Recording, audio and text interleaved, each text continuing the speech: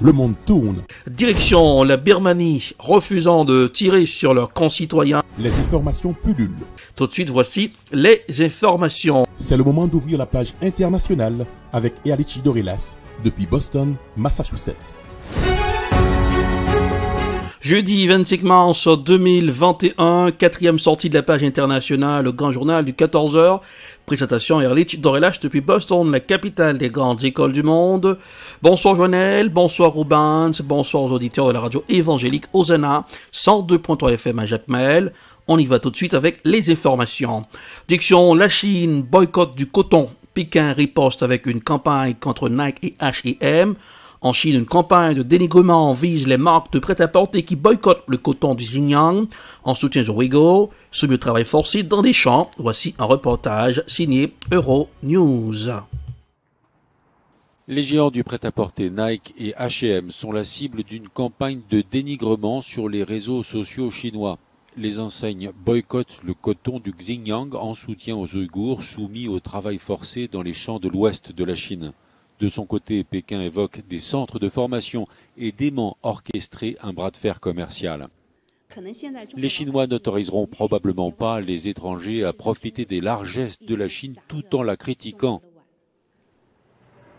Les boycotts de Nike et H&M datent de 2020 et les communiqués des deux entreprises sont réapparus cette semaine sur le réseau social chinois Weibo. Au même moment, l'Union européenne, le Royaume-Uni, les États-Unis et le Canada décidaient eux aussi d'imposer des sanctions contre la Chine vis-à-vis du traitement des Ouïghours. Aujourd'hui, les produits de la marque suédoise H&M ont disparu des principaux sites chinois de vente en ligne. Au Yémen, après 6 années de guerre, le conflit yéménite plus que jamais enlisé. La guerre au Yémen n'en finit pas. En 6 années de conflit entre les rebelles Houthis et le gouvernement, soutenu par l'Arabie Saoudite, 130 000 personnes ont péri en désastre humanitaire, à maintes fois dénoncé à l'ONU, mais qui se déroule dans l'indifférence générale. Voici un reportage de nos confrères de la RT. Une guerre qui devait être éclair et qui s'est transformée en guerre d'usure. Lancée en janvier 2015 par le prince héritier saoudien Mohammed Ben Salman, son objectif est clair: remettre au pouvoir le président yéménite renversé par les rebelles Houthis, Ali Abdallah Saleh. Cette opération devait, selon ses propres mots, ne durer que 2 jours. Il est appuyé par une coalition de 9 pays menée par l'Arabie Saoudite et les Émirats Arabes Unis, et les moyens militaires déployés sont considérables. Malgré cela, la coalition n'est toujours pas venue à bout des rebelles Houthis. Riyad a même été directement touché par des tirs de missiles. Un fiasco militaire au prix de bombardements meurtriers qui touchent durement les civils. Aux disparus s'ajoutent les millions de déplacés et la famine provoquée par le blocus mis en place par la coalition. Une situation décrite par l'ONU comme la pire crise humanitaire au monde. La situation au Yémen est catastrophique. C'est la pire crise humanitaire sur Terre, avec 16 millions de personnes en réelle situation d'urgence et 5 millions qui souffrent vraiment de la famine.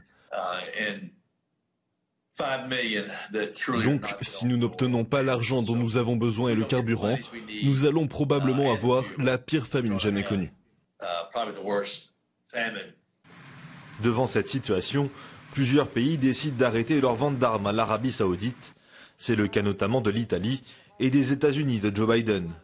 La France, elle, reste pour le moment muette. En 2019, elle occupait la 3e place sur le podium des vendeurs d'armes, fournissant ainsi 7,9% du marché mondial. Le secteur de l'industrie de défense est un secteur très important pour la technologie française et pour notre économie, pour nos emplois. Je n'ai aucune information me permettant d'assurer que ces victimes civiles le sont du fait des armes françaises. Acculé dans ses positions sur le terrain militaire et affaibli par les défections de ses principaux alliés internationaux, l'Arabie Saoudite a proposé ce lundi un cessez-le-feu total aux Houthis. Proposition rejetée car elle tombe à un moment où leurs adversaires sont sur le point de prendre la ville stratégique de Marib. Direction l'Amérique du Sud, principalement le Brésil. Covid-19, Bolsonaro change de ton. Plus de 300 000 morts dans le de la Covid-19 en un an au Brésil, où la mortalité s'envole. Accusé de gestion chaotique après avoir minimisé la dangerosité du virus et dénigré la distanciation sociale, le président Bolsonaro change de ton.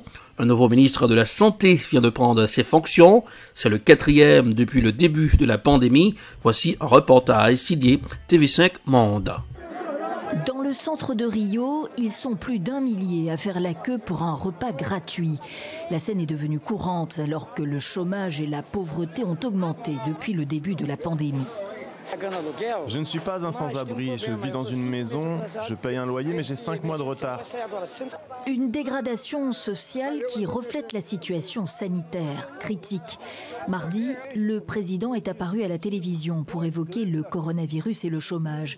Nos 2 grands défis, affirme-t-il. Il ajoute, le gouvernement n'a jamais cessé de prendre des mesures pour combattre le virus. C'est inexact. Ni couvre-feu ni confinement national au Brésil. Le président, qui a longtemps refusé de porter le masque, s'y oppose et les querelles sont incessantes avec les maires et les gouverneurs sur la politique à mener. Les villes de Rio et de São Paulo ont d'ailleurs pris leurs propres mesures. Bolsonaro, qui souhaite se représenter en 2022, n'ironise plus cependant sur la pandémie. Il annonce la création d'un comité de crise. Notre réunion a été très profitable et harmonieuse. La solidarité prévaut pour minimiser les effets de la pandémie. La vie avant tout. Ensemble, nous pouvons. Voilà pour la nouvelle devise. Alors que le Brésil enregistre une explosion de contamination, le variant détecté en Amazonie y contribue, et que le nombre de décès dépasse les 3000 en 24 heures pour la première fois. C'est tragique. Ce sont des morts inutiles. Voilà le résultat de l'incompétence des autorités brésiliennes. Sur un an, le bilan est officiellement de 300 000 morts au Brésil, qui apparaît comme le plus endeuillé au monde après les États-Unis. L'heure est donc au sursaut. Le nouveau ministre de la Santé, le 4e depuis le début de la pandémie, promet de réunir les 27 gouverneurs du pays une fois par semaine et de tripler à court terme le nombre de vaccinations quotidiennes à 1 million par jour. Pour l'heure, 5% des Brésiliens seulement ont reçu une première injection. Au Tigré, des soldats érythréens accusés du massacre de civils à Aksum. La Commission éthiopienne des droits de l'homme, EHRC, accuse des soldats érythréens d'avoir tué des centaines de civils au Tigré en novembre dernier. Dans un rapport publié ce mercredi, l'EHRC avance que ces massacres pourraient constituer un crime contre l'humanité. Voici un reportage signé Africa News. La Commission éthiopienne des droits de l'homme accuse des soldats érythréens d'avoir tué des centaines de civils au Tigré. Dans un rapport publié ce mercredi, le HRC avance que ces massacres pourraient constituer un crime contre l'humanité. Cet organisme indépendant rattaché au gouvernement éthiopien rejoint les conclusions d'Amnesty International et de Human Rights Watch. Selon le HRC, de graves violations aux droits de l'homme ont été commises le 28 et 29 novembre dernier dans le massacre d'une centaine d'habitants d'Aksum, la ville sainte du nord du Tigré. Depuis le 4 novembre, cette région est le théâtre d'affrontements après le début d'une intervention militaire déclenchée par le Premier ministre éthiopien. Après des mois de démentis officiels, Abiy Ahmed a reconnu ce mardi la présence sur le territoire éthiopien de troupes venues de l'Érythrée. La Commission éthiopienne des droits de l'homme rapporte également des pillages d'hôpitaux à partir du 19 novembre. Les autorités d'Asmara rejettent toujours les accusations de massacre à Aksum. Allons en Corée du Nord. La Corée du Nord a lancé 2 missiles dans la mer du Japon. Après le tir de 2 projectiles par le régime nord-coréen, les autorités japonaises ont déclaré qu'il s'agissait de missiles balistiques dont le tir constitue une violation de résolution de l'ONU. Voici un reportage signé France 24. Voici le type de projectiles lancés par la Corée du Nord ce jeudi, des missiles balistiques selon Tokyo. Tirés depuis le centre-est du pays, ils auraient parcouru 450 km. Le Premier ministre japonais a rapidement réagi.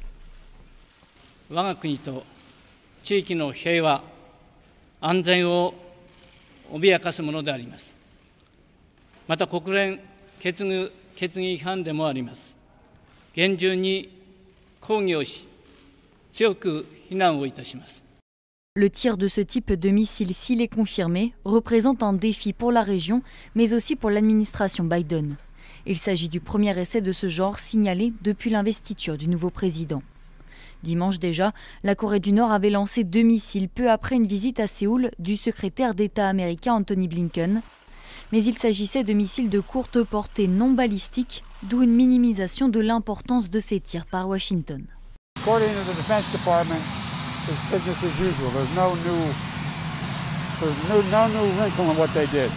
Lors de sa visite, Anthony Blinken avait insisté sur l'importance d'une dénucléarisation de la Corée du Nord.